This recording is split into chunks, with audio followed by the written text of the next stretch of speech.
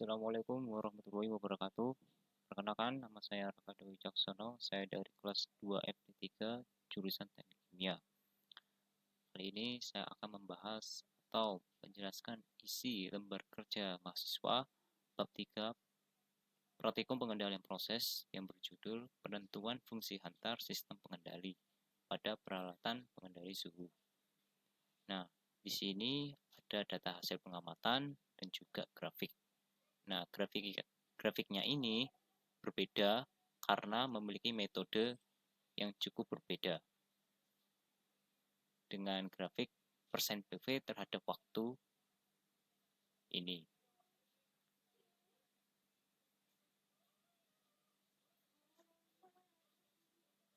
Untuk yang pertama, saya akan menjelaskan saya akan menyampaikan dari data hasil pengamatannya. Untuk persen PO satunya sebesar 10%, untuk persen PO 2-nya sebesar 50%. Untuk persen PV 1-nya sebesar 36,9%, untuk persen PV 2-nya sebesar 44%. Nah, untuk mencari persen PO-nya dan delta persen PV-nya, yaitu untuk delta persen PO-nya dengan cara persen PO2 dikurang dengan persen PO1.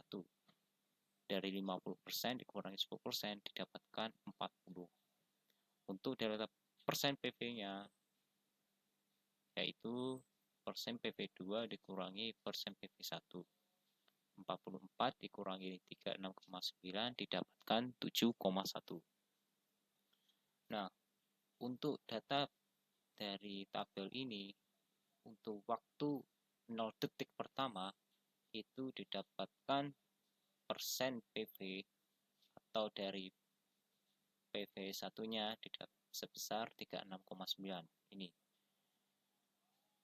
Nah, untuk PV2-nya kenapa 44% didapatkan? Karena dia mencapai steady state. Artinya steady state dia sudah berhenti. Jadi nilainya hanya sama seperti ini.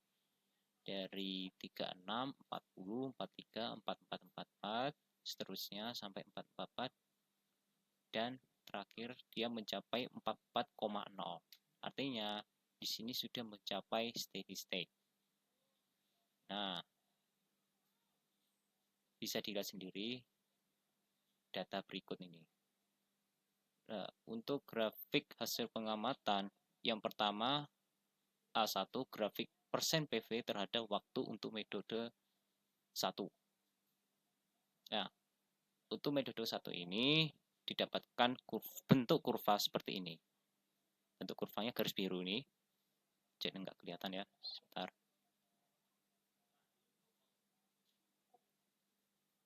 Nah, seperti ini. Dia naik, setelah itu dia lurus. Artinya dia itu mencapai steady state. Artinya angka dari 35 ini dia naik. Artinya naik, dia angkanya berubah. Setelah itu dia seimbang, tapi sedikit turun dan perubahan nilainya cukup berbeda sedikit dari data ini. Jadi grafiknya didapatkan dari hasil pengamatan ini dengan menggunakan grafik ini ya. Di chart. Nanti akan didapatkan grafik dari data ini. Nah, setelah itu kita akan mencari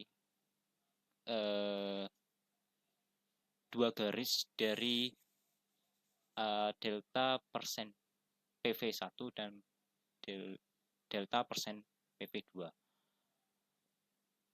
Untuk persen PV yang pertama, ini garisnya yang berwarna merah, itu berada di angka 36,9, jadi di atas 35.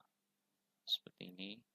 Dan untuk delta persen PV2-nya maksudnya persen PV2-nya sebesar 44 di sini. Jadi di bawah 45 sedikit jaraknya dan berwarna garis merah. Nah, untuk garis singgungnya, ini garis singgungnya dia harus menyinggung pada kurva biru ini dan tidak boleh berpotongan. Kalau berpotongan itu bukan garis singgung seperti ini.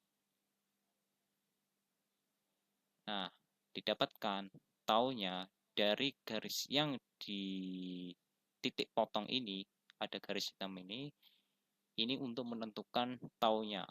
Jadi didapatkan tau dari grafik metode 1 ini didapatkan sebesar 2,2 dengan cara menggunakan penggaris. Nah, untuk KP-nya, KP sendiri ini rumusnya adalah dari delta persen PV dibagi delta persen PO. 7,1 dibagi 40 didapatkan sebesar 0,1775. Untuk dead time-nya atau tau D-nya ini sebesar 0 karena tidak ada pada grafik. Nah, tentukan fungsi transfer berdasarkan nilai yang diperoleh pada poin A2.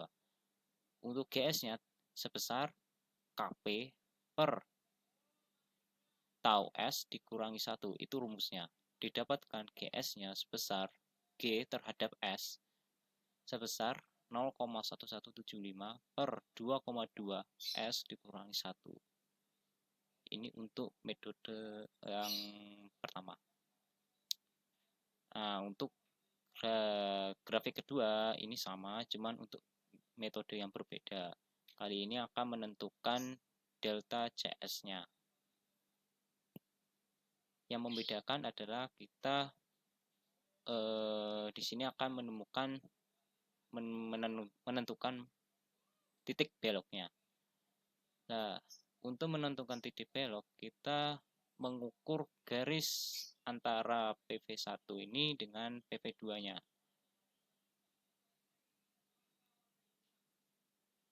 Jadi seperti ini, diukur dengan penggaris ini. Sebentar.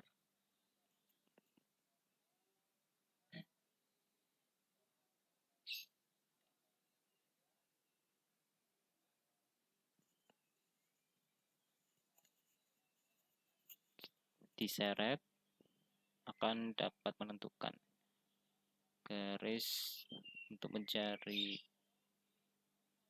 titik beloknya. Nah, di sini dari 0 didapatkan sebesar 1 cm ya. Pas ya. Oh, sebentar.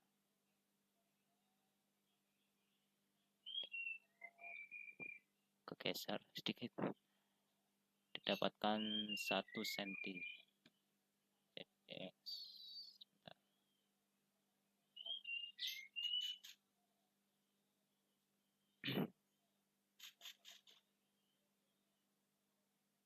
Jadi didapatkan nilai T-nya itu sebesar 1 cm. Nah, untuk titik beloknya, karena titik belok itu rumusnya 0,632 dikalikan delta CS. Nah, delta CS-nya karena didapatkan 1 cm, maka 0,632 dikalikan 1. Hasilnya tetap didapatkan 0,632 cm. Nah, tentukan nilai KP, tau, dan tau D-nya jika ada dengan menggunakan metode 2. KP-nya tetap, tau D-nya 0, taunya didapatkan 0,6. Ini tadi di sini ya, ya di sini 0,6. Nah, untuk fungsi G terhadap S itu didapatkan 0,1175 per 0,65 atau 0,6 lah ya, S dikurangi 1. Jadi seperti itu.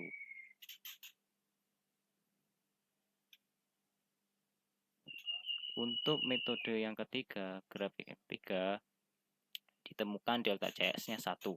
Ini dari PV1 dan PV2.